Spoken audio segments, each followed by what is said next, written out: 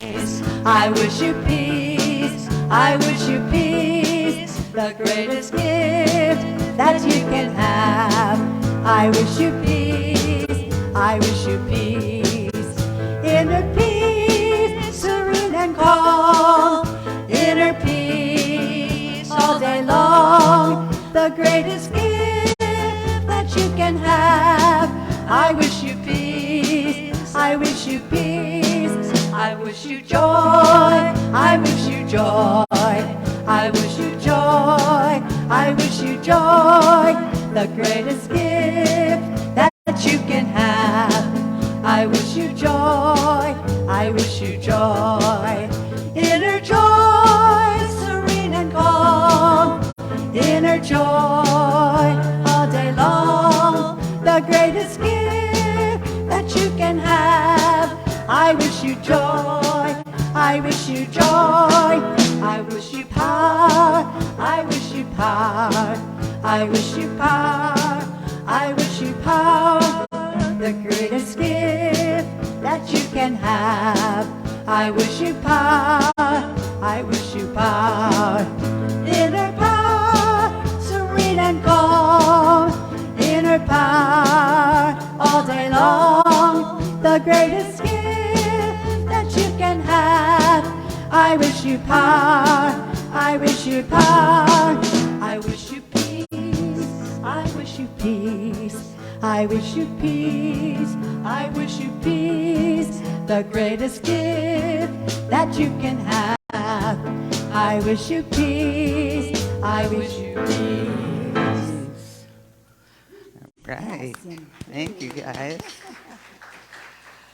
So I see a few of you trying to figure out which pews are open and such, and we're just trying to, because we want to sing without our masks on, we're trying to keep some distancing. So if you see that you can, distance on one side or the other, help yourself to a pew that has a string. We're just trying to keep us spaced to practice an abundance of caution, I guess, and listen to the news each week. And we were talking yesterday, we had our off-site leadership council, the first time we got to meet in person for over a year.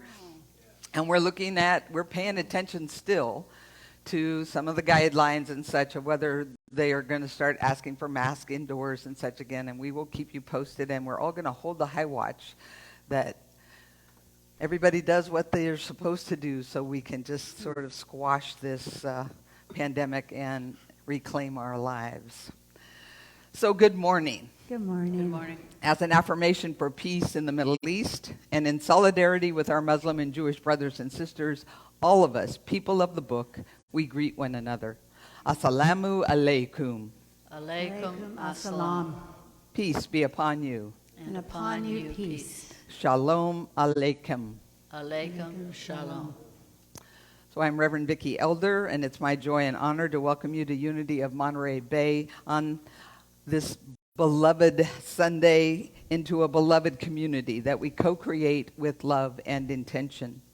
So whether you're here with us in person or joining us virtually, we still have a number of people that are in their own process of coming back into active society, and I totally understand that process. What we know is that love knows no boundaries. We are one in spirit. And we say together, thank you, God, for this most amazing day. Miracle follows miracle, and wonders never cease. Unity of Monterey Bay is an inclusive spiritual community committed to co-creating an environmentally sustainable, spiritually fulfilling, socially just, and compassionate human presence on the planet. We celebrate our oneness and honor the God of each of our understanding, affirming the innate good and divine essence within each and every individual. Will you please join me in our statement of faith? There is only one presence and one power in the universe, God the good, expressing as infinite God beyond us, intimate God beside us, inner God being us, divine love in action. So now let's take this intention just a little deeper in a moment of prayer. And I read from a prayer adapted from the Sabbath Experiment by Rob Mathua. Spirit of time, create in us a new rhythm of life, composed of hours that sustain rather than stress, of days that deliver rather than destroy, of time that tickles rather than tackles. Spirit of freedom, by the rhythm of your truth, set us free from the bondage and baggage that break us, from the pharaohs and fellows who fail us, from the plans and pursuits that prey upon us. Spirit of life, may we be raised into the rhythm of new life. To our packed-full planners we bid peace. To our over-caffeinated consciences we say cease. To our suffocating selves grant release. By restful grace may we enter into a Sabbath rest as Sabbath rest enters into us. May we live in blessing. Amen and amen. And so now it's time to bless our children. So we want to call all our children up. If we have, I'd say we have a few. If you're willing to come up and join us up here.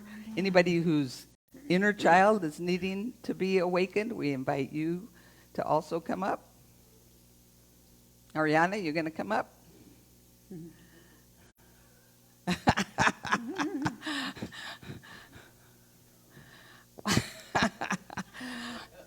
These are our children at heart that are coming. Come on up, guys.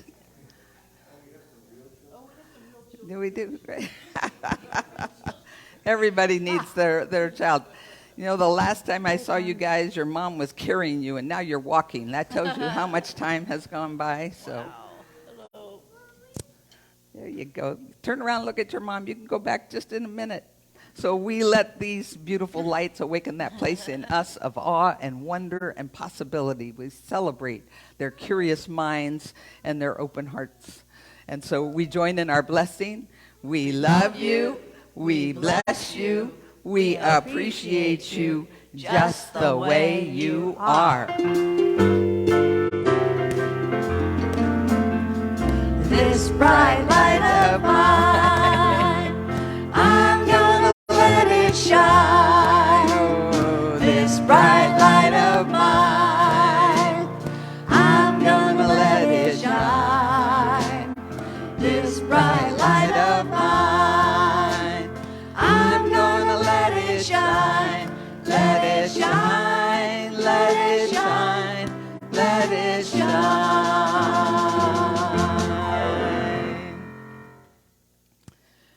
And so now we're going to take a moment again to center ourselves and deepen our blissful interconnection with Spirit. Taking a deep breath in and letting it out with an audible sigh. Allowing all distractions to gently fade away as we invite the chime to call us into this sacred space within.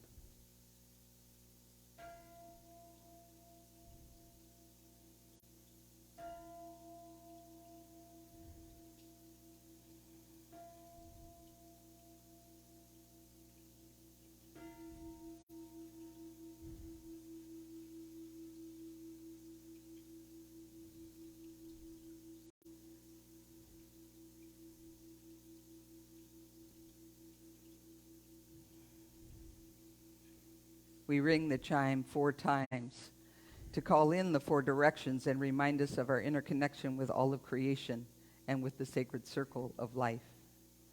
As we feel it resonate through our very beings, we follow its call into this now present moment within. Continuing to focus on our breath. With each inhale, we open our hearts and minds. We envision our breath reaching every cell of our being. And with each exhale, we see all barriers and obstacles dissolving into this divine flow. Again, as we inhale, we expand the spaciousness within us.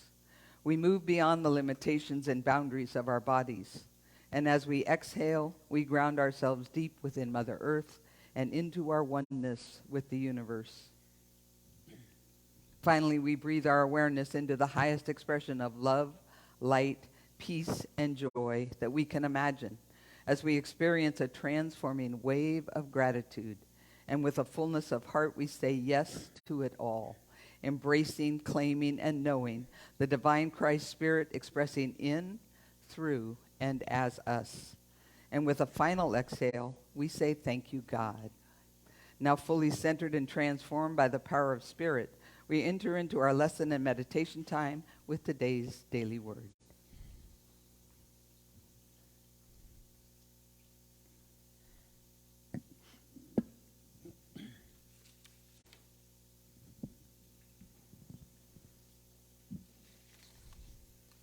Today we read from the Daily Word from July 10th, shared with the permission of Unity, publisher of Daily Word, that can be found at dailyword.com.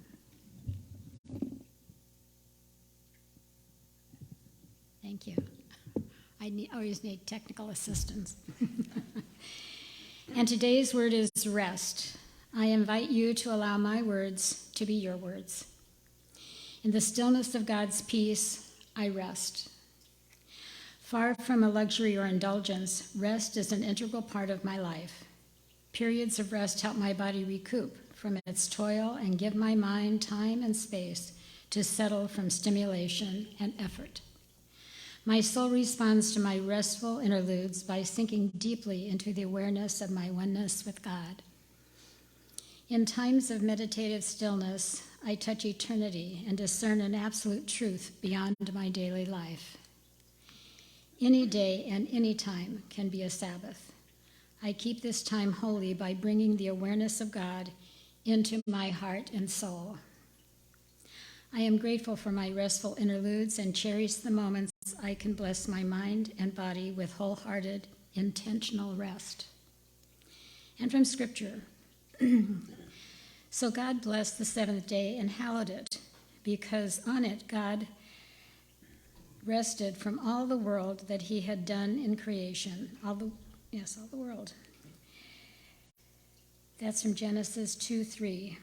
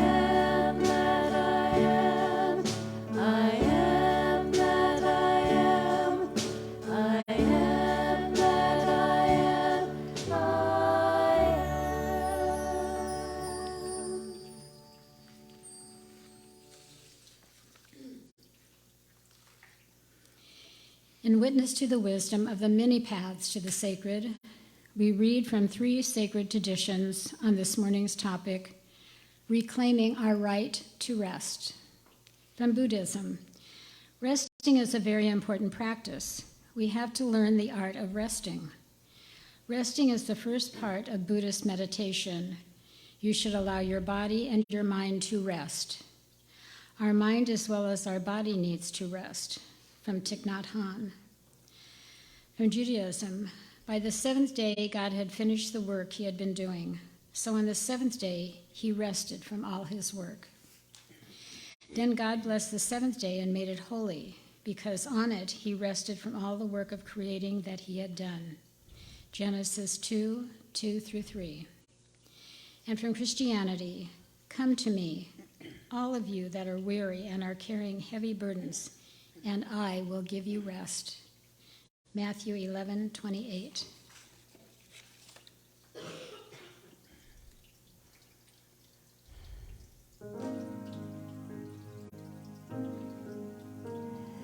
Come into the silence, rest for a while, release all the cares of your day. Come into the silence, quiet your mind. Spirit has something to say. If you will trust the Lord to guide you, trust the Lord beside you, be not afraid to let go. Spirit will befriend you, Spirit is within you, Spirit is love, you know. Come into the silence, rest for a while, release all the cares of your day. Come into the silence, quiet your mind. Spirit has something to say. Spirit has something to say.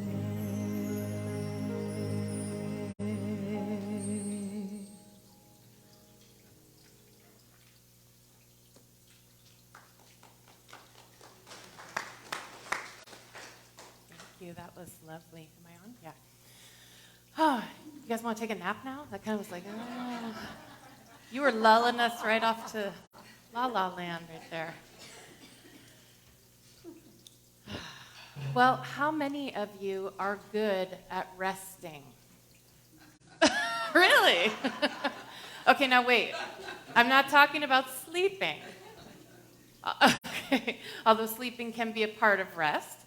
But I'm talking about a different kind of rest.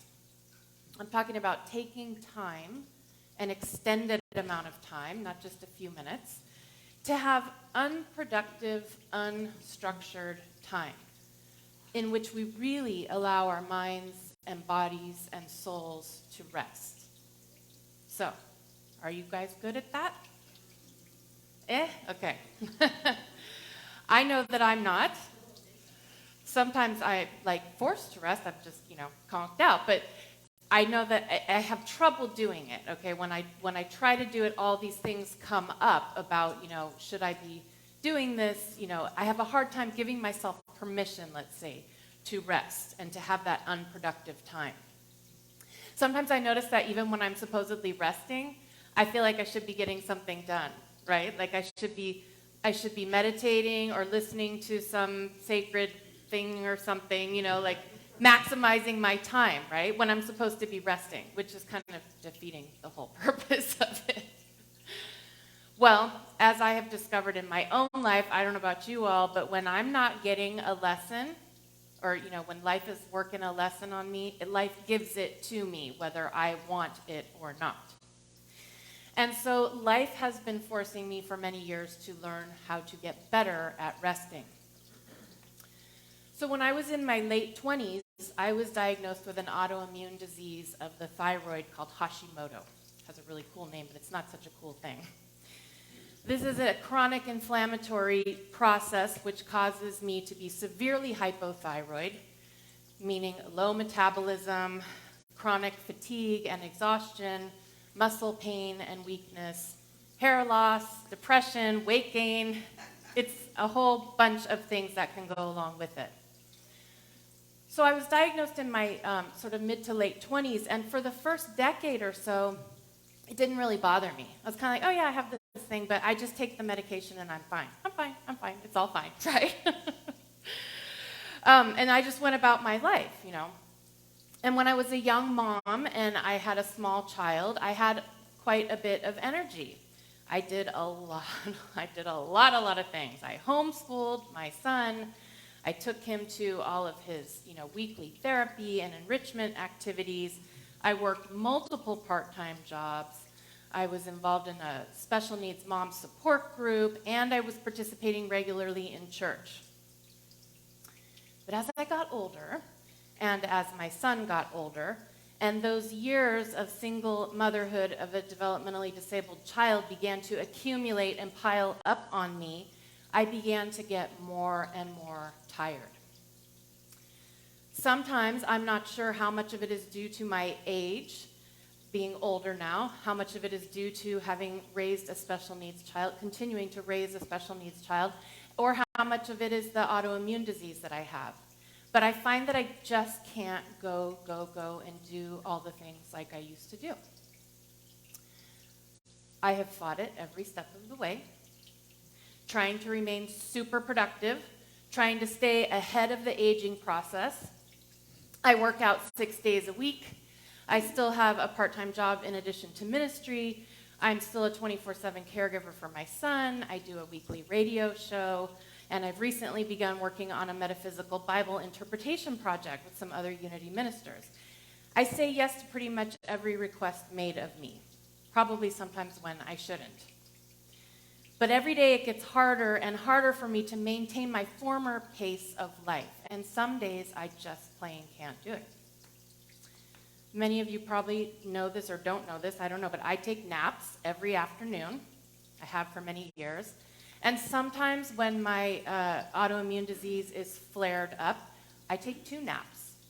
I double nap it. And so you always see me on Sunday morning, and I have a lot of energy for the Sunday service. I love doing the Sunday service. I love preaching and singing and everything about it. But what you don't probably know is that I go home afterwards and crash out for a good 2 or 3 hours. And I spend a lot of the rest of the day laying low and recovering from the energy that I've expended here on Sunday morning. So I'm sharing all this not to get your sympathy, maybe a little bit of sympathy, won't kill me, but partly to take the stigma out of it, because a lot of folks have autoimmune diseases, and it's it's one of these invisible, I don't know if I want to call it a disability, but an invisible illness that you don't know people have it. And, and so to sort of take the stigma out of it a little bit. And also because I want folks to understand me, who I am, where I'm coming from, what my life outside of church is like, why you're unlikely to get a hold of me before noon, why I take all the naps that I do. I want people to understand that this is what I'm dealing with. So I do everything I can in self-care to take care of myself and have, feel as good as I can. Like I say, I exercise, I meditate every day, I eat healthy, I get out in nature as much as possible. I do all of those things. But still, this disease that I have is constantly robbing me of my energy, basically, and I'm exhausted a lot of the time. It's just the truth. Maybe this is part of my lesson in this lifetime. Don't tell me I signed up for this, too. We were just talking about this yesterday, the things that we allegedly signed up for before we came here. If it is a lesson, then I believe the lesson is for me to learn how to feel okay about myself, worthy and valuable, even when I'm not being productive, right? And for me to learn how to allow myself to rest and to just be. As we always say here, we teach what we most need to learn. And so this is definitely a growing edge area for me. Because rest is really not something that our culture typically supports, right?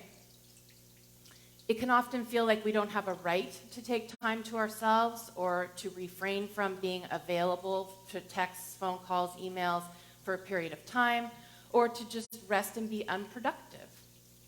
I know, like I mentioned, that when I try to do this, I feel a lot of things coming up, like guilt, like I shouldn't be doing this. I shouldn't be just loafing around. I should be crossing something off of that list that just gets infinitely longer. Even when I know that my body needs to rest, those feelings of guilt still come up. So I think it's pretty safe to say that this culture that we live in glorifies busyness, right? I've seen these memes, stop the glorification of busy. And I love that because it is glorified. The name of the game seems to be to get as much as you can possibly get done, to be constantly crossing things off of that list, to be always productive, right? This was perhaps most evident during the quarantine. When we were all hunkered down in our homes, we were afraid to go out, that we might possibly contract COVID. But somehow, we felt like we should be using that time. Vicky's shaking her head and laughing because it's ridiculous when you think about it. We felt like we should be using that time productively. And we didn't come up with this on our own. It came from out there. It came from the media. It came from social media. We were advised by some to use this shutdown time to learn a new language, to write the great American novel, or maybe even read the great American novel, to start a new hobby, or to take an online class. Remember all those online classes? We were being bombarded with these offers. To make that sourdough starter, remember that? To get that kitchen remodel done, right? Use this time wisely. You're being given a gift. And all of this when collectively we needed to rest our bodies more than at any other time in the past. In this culture, we wear our packed schedules and our subsequent exhaustion like badges of honor, really. Look at me, how exhausted I am, how much I do. And there's a constant need to be productive in order to feel worthy. So, I went down a little bit, I sort of went off in this direction of where does this come from? And I was like, I've heard it could be our puritanical heritage, that we came from, this work ethic, the immigrant mentality. I know my own family came from a very strong work ethic of being immigrants and fighting to get ahead. That American dream that if you just work harder for longer and sacrifice more, you will be able to achieve the American dream. So those can all be part of it. And I think that there's no doubt that part of it is a function of unrestrained consumerism. Ours is an economic system that thrives when we are constantly believing that we must need and want more. Have more, buy more, own more, eat more, drink more, use more, get more, acquire, right?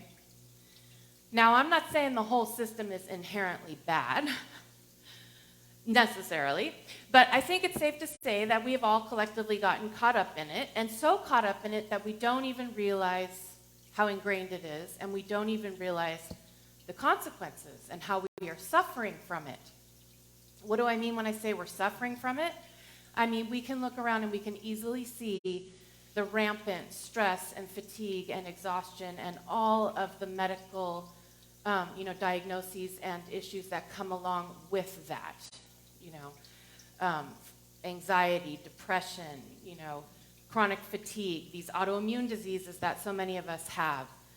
Not to mention things like the breakdown of some of our cultural, cultural structures, like the breakdown of the family, the breakdown of the community, the neighborhoods, all of those things that, have sort of broken down over the past couple of generations.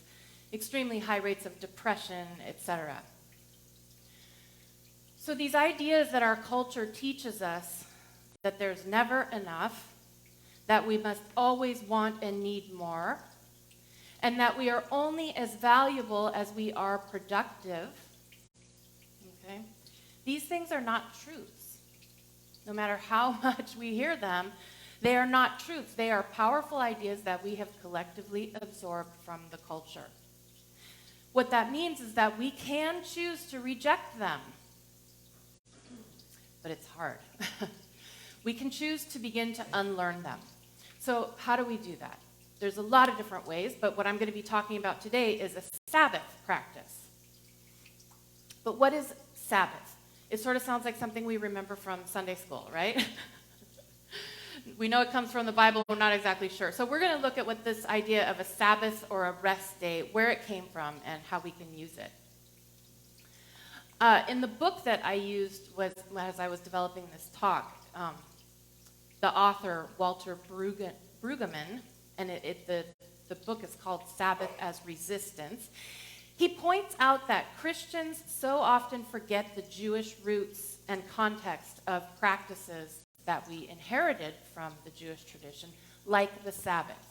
So we're sort of truncated from that Jewish tradition. He says we need to allow ourselves to be re-educated by Judaism, which, if we think about it, is a religion that has sustained its own Sabbath practice for millennia as a positive practice of faith. So we can learn from them. And in order to understand the cultural and religious context of the Sabbath, we must look at ancient Judaism. Specifically, the period of time when the Israelites were in bondage in Egypt. It turns out that life in Egypt under Pharaoh was also one that was driven by a requirement for constant productivity. Pharaoh had a labor system in which slaves were forced to labor endlessly in order to produce a constant surplus, which enriched Pharaoh. And this wealth that was literally created on the backs of the slaves, like the Israelites, was taken to be a gift from the gods. Okay?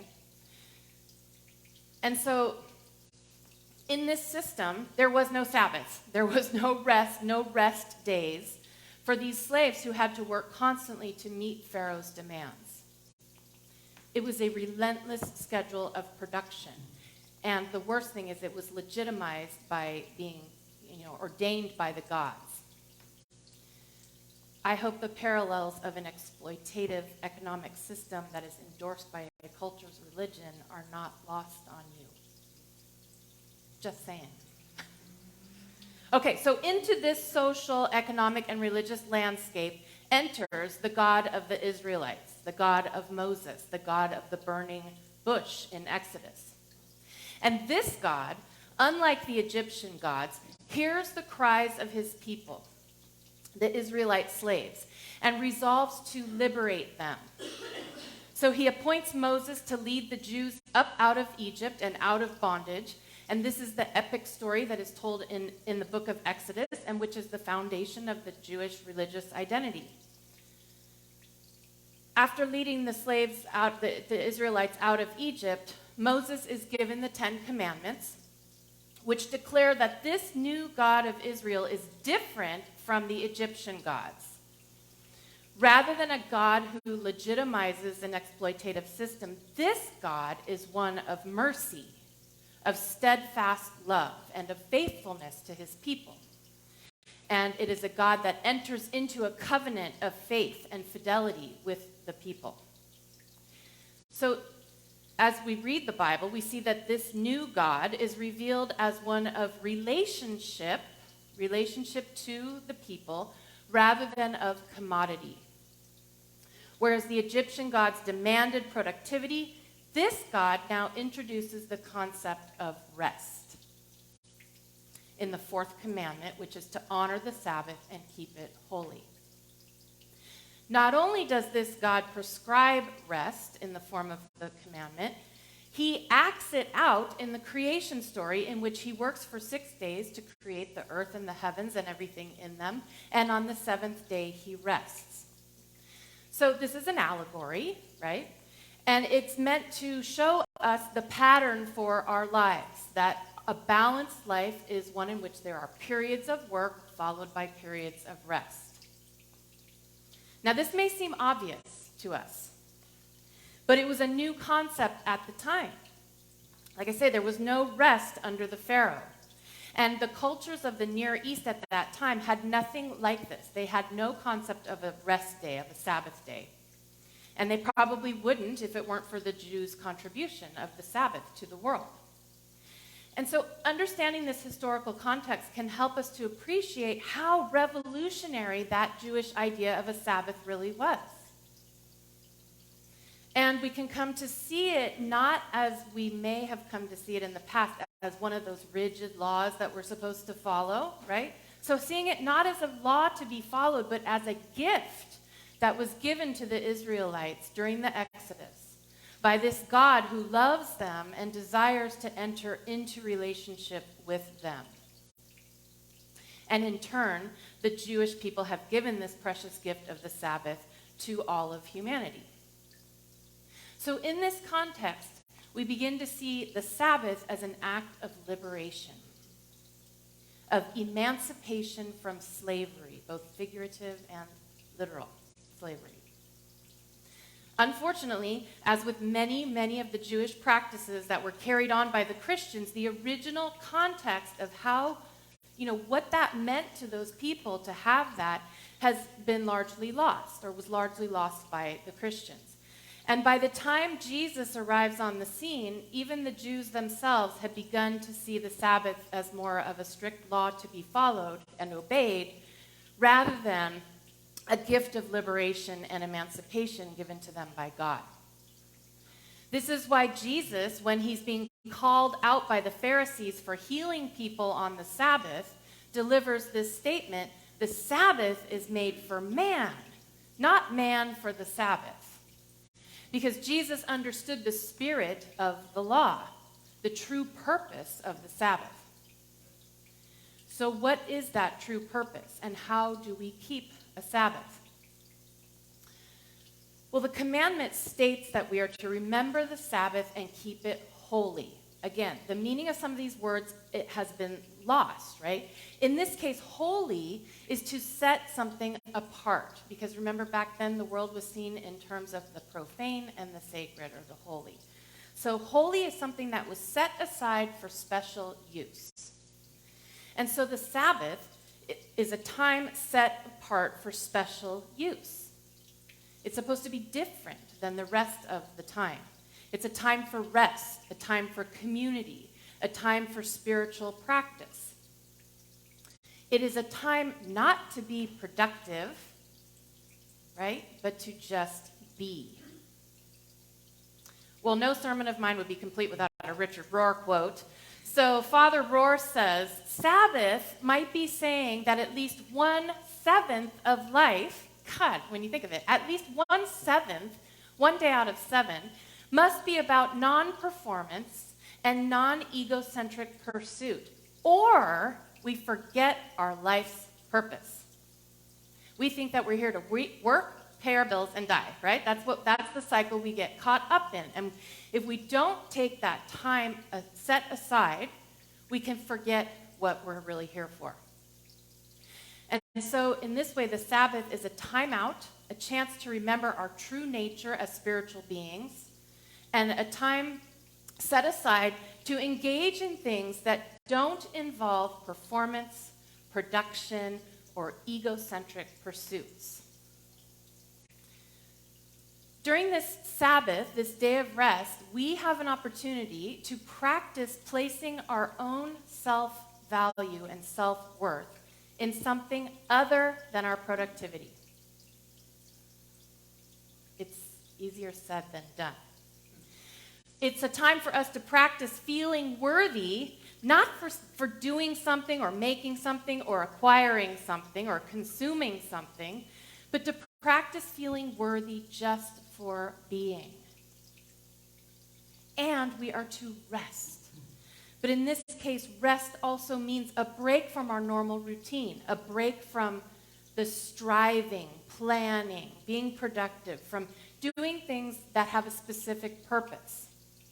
And so a form of rest can be doing something for no other reason than because you enjoy it. Can you guys do that? I have a hard time because I want it to be educational or enriching or, it's like What about doing something just because you enjoy it? Playing the piano, watching your kitten play, coloring, daydreaming, bird watching, gentle movement without counting the steps and calories burned, right? And so this kind of rest that I'm talking about is really revolutionary. It's radical.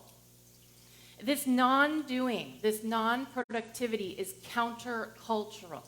Because it goes against the cultural grain, it can be very tough to maintain this type of practice. How many have been successful at maintaining a Sabbath practice? Not me. That's awesome if you have. Some part, yeah.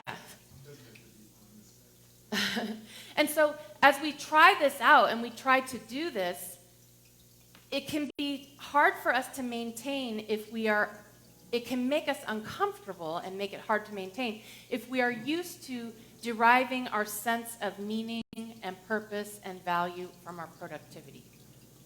That's the lie that we are caught up in. And so when we start to try to implement this type of practice, we may notice those feelings come up that I was talking about at the beginning. Feeling guilty, feeling like we don't have a right to take time to rest, to take time off, to take time to ourselves. Let me give you an example. I've been talking internally and to close people to me for a long time about making Monday an official day off for myself. A lot of ministers do this because we're frankly exhausted from Sunday, right?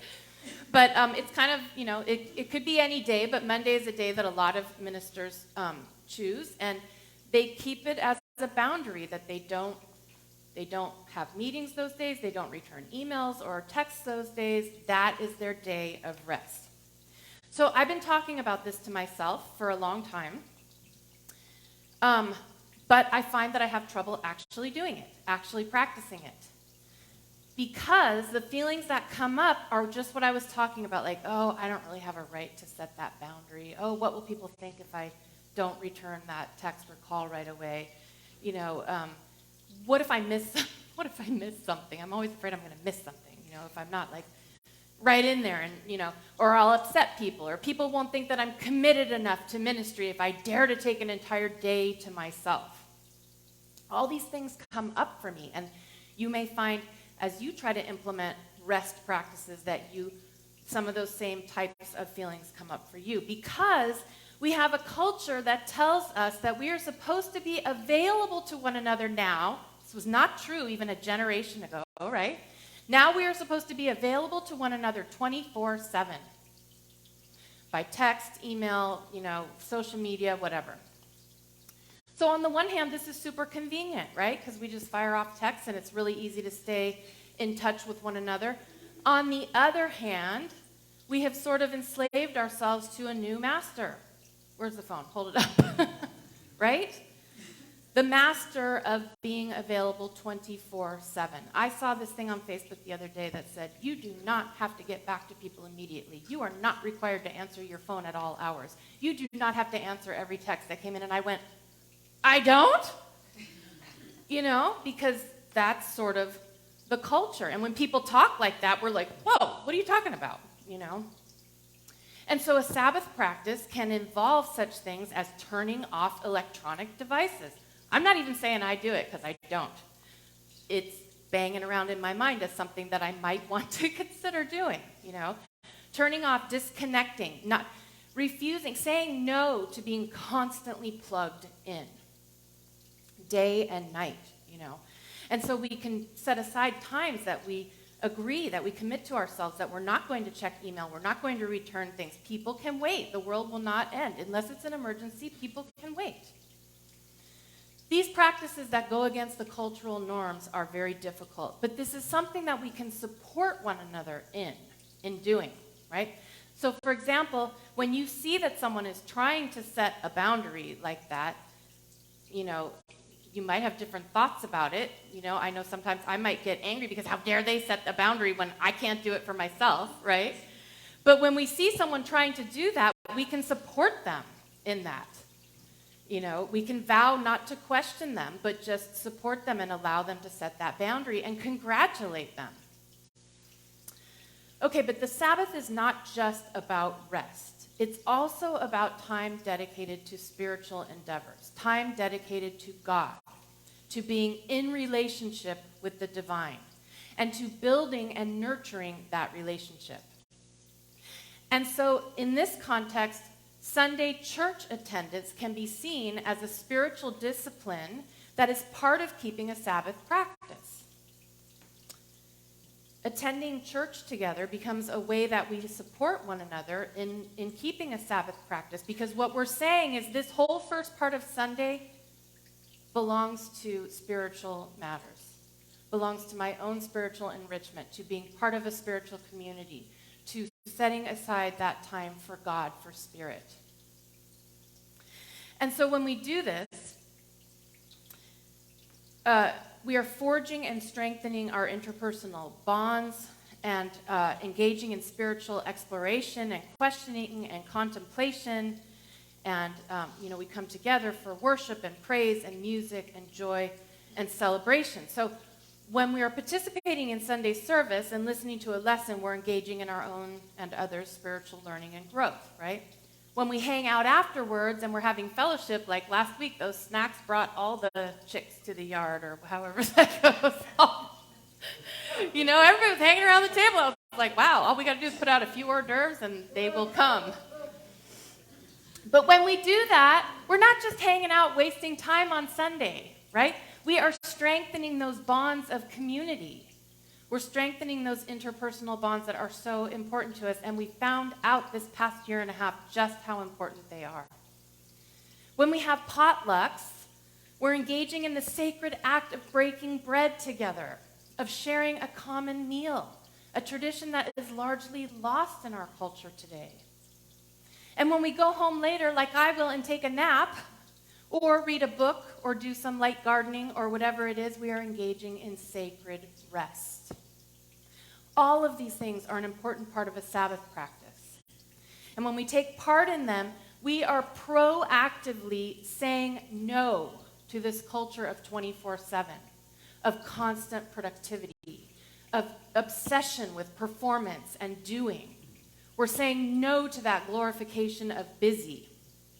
We're saying no to treating our bodies like machines, right? And to treating ourselves like slaves. When we take a Sabbath and we allow our minds and bodies and souls to rest, we are not indulging. I wrote that before I even read the Daily Word, but it said something about that, right? It's not an indulgence. We have to, train our minds to not think that way. It's not being lazy. It's not squandering precious time. We are engaging in a spiritual discipline that is deeply restorative and healing and nurturing for both ourselves and others and our community. And so Father Rohr offers this invitation to a Sabbath practice. He says, I invite you to set aside regular day-long periods of rest and retreat in which you simply be aware of God's presence, just being in that awareness. He says, find a rhythm of rest and work that allows for renewal so that you enter your active life from that contemplative grounding. And so it's not about what day we choose to do it or how exactly we choose to use our Sabbath time. The important thing is that we make that time holy, keep it holy, like the commandment says, that we set it aside, times for those precious periods of rest, and that we begin to learn to derive our own sense of value and worthiness from who we are and not from what we do. Most importantly, we need that time to come apart for a while, as we say, to come apart for a while from our lives in the material world that we get so caught up in, and to reconnect with God, to reconnect with our own divine nature, so that we can remember and not forget who and what we truly are. Blessings.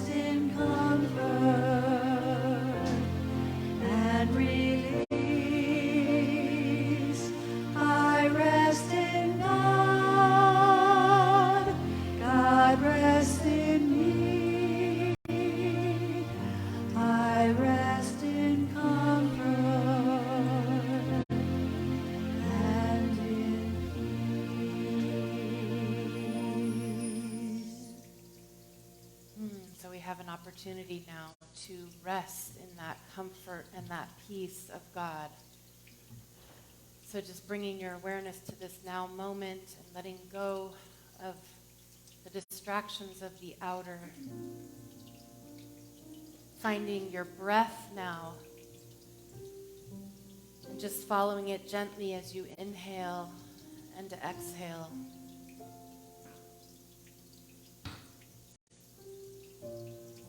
Coming into your body, to the sensations in your body.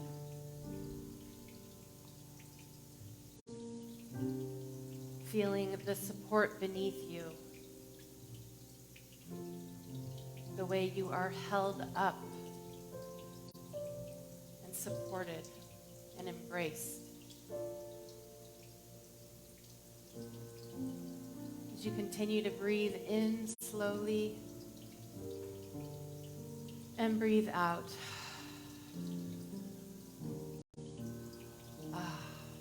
Feels so good to just rest.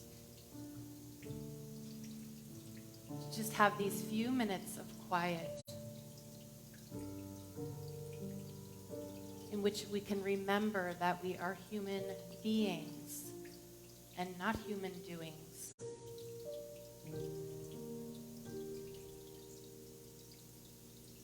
In which you can allow this loving, infinite, everywhere present Spirit of God to remind you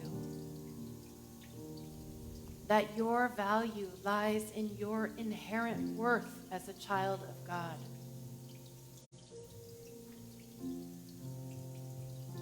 You don't have to do a single thing to earn the Creator's love.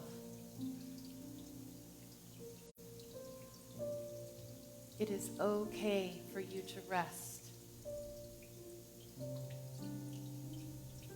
It is okay for you to do nothing. It is okay for you to be unproductive. It is okay for you to come apart for a while and to practice just being.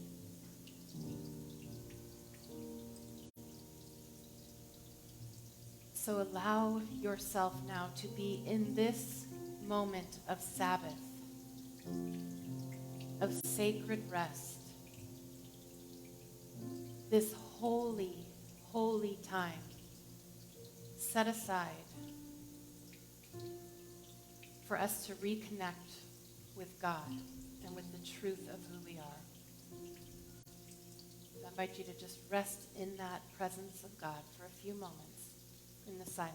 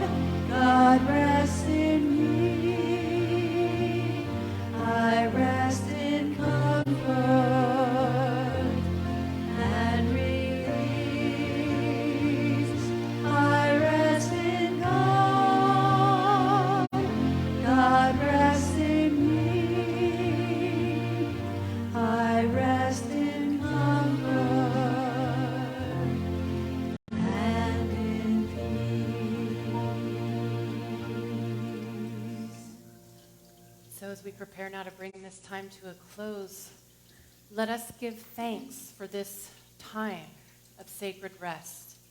Let us give thanks for this reminder. Let us vow to reclaim our own right to rest. Let us remember what this place of rest feels like so that we can return to it again and again. And with a heart full of gratitude, we say, thank you, God. Thank you, So God. it is.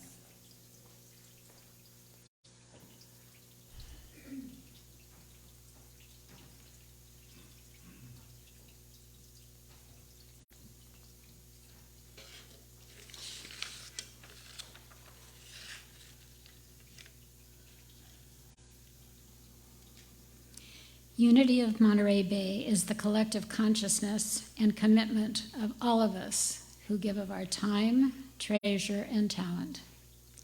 In order to sustain this spiritual community that is dedicated to transforming lives, we know that prosperity is the state of mind that finds blessings in every situation and abundance in joyous generosity. We transform all appearance of fear or lack into faith-filled peace of mind by shifting our attention to thoughts of gratitude for the abundance of God's good in our lives. And with our hearts and minds overflowing with gratitude, we breathe into the divine flow of God's good, trusting that we are enough, that we have enough, and that there always is enough to both have and share. Again, we are grateful to all of you for your online giving through our website at unityofmontereybay.org and through your mailed-in offerings, including those who have set up automatic giving with your banking institutions. For all of this, we are truly blessed. For those of you here in person, to honor our COVID protocols, we will not be passing the baskets, but they will be in the back and by the door for you to drop your offering as you leave this morning. And now from this place of faith and gratitude, I invite you to join me in mindful intention and joining in our offertory blessing. I am an open channel for God's infinite good. Divine love flowing through me blesses and multiplies everything I give and everything I receive. I am both blessed and a blessing. Thank you, God.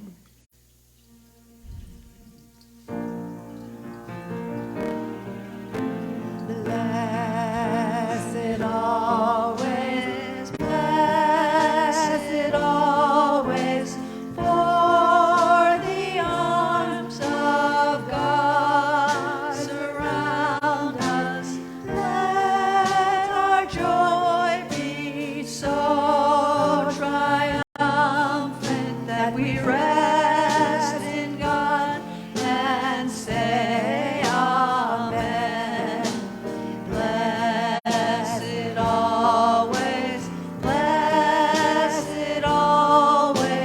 for the arms of God surround us. Let our joy be so triumphant that we rest in God and say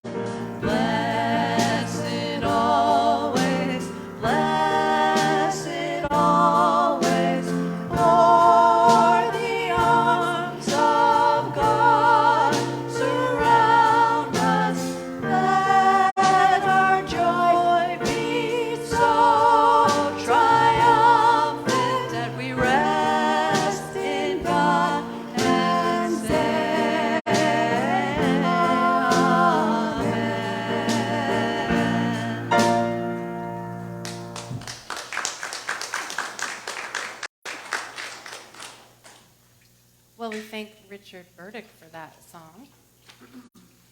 Oh, sorry. Okay, this must be from before. It says Richard Burdick. It's okay. Over that one. We also thank Christy Mattel, Nancy Abercrombie, Richard Burdick, and Ricky Byers-Beckwith for their music. And our awesome music team, of course, as always.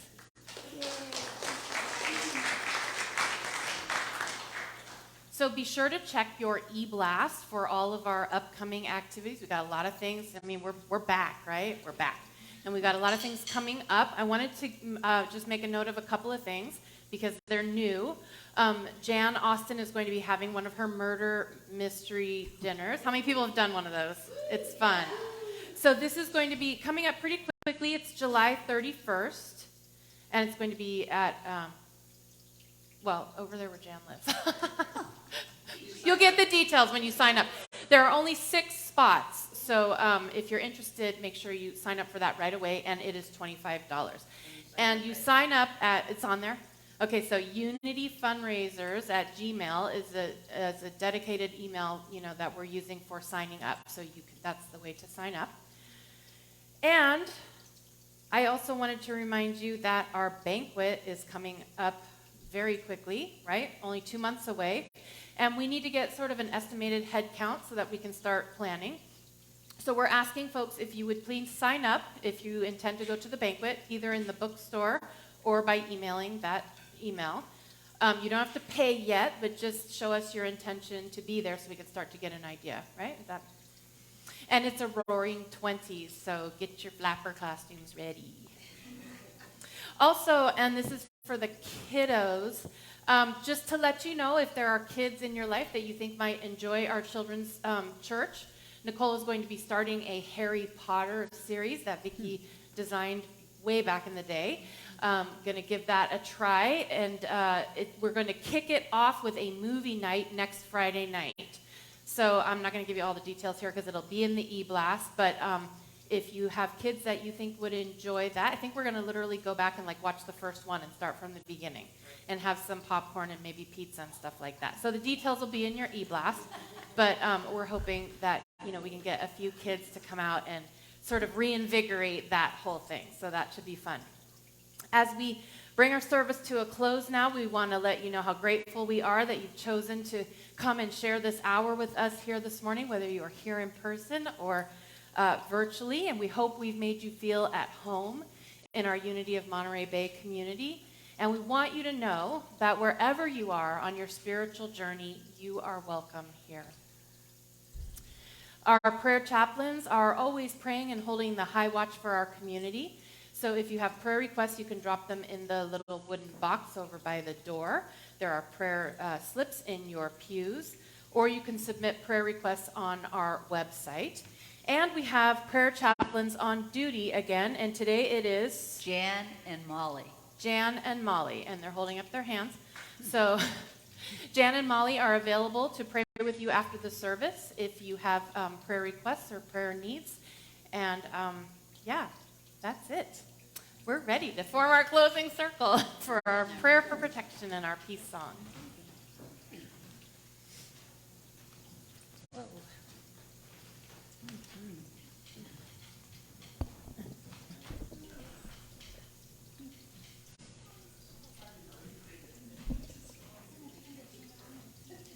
Oh, you got one of those bracelets on with the... Feel comfortable if you're not ready to hold hands. Just Molly. Thumbs up and to the left, and that's how you open your hands, and then you don't touch, but you can. That tells you how you can share energy. So holding this blessed community in our hearts, everyone on our prayer list, all those in need of prayer in our community and around the world today, will you please join me in our prayer for protection? The light of God surrounds us. I am the light of God. The love of God enfolds us. I am the love of God. The power of God protects us. I am the power of God. The presence of God watches over us. I am the presence of God. Wherever we are, God is, and all is well.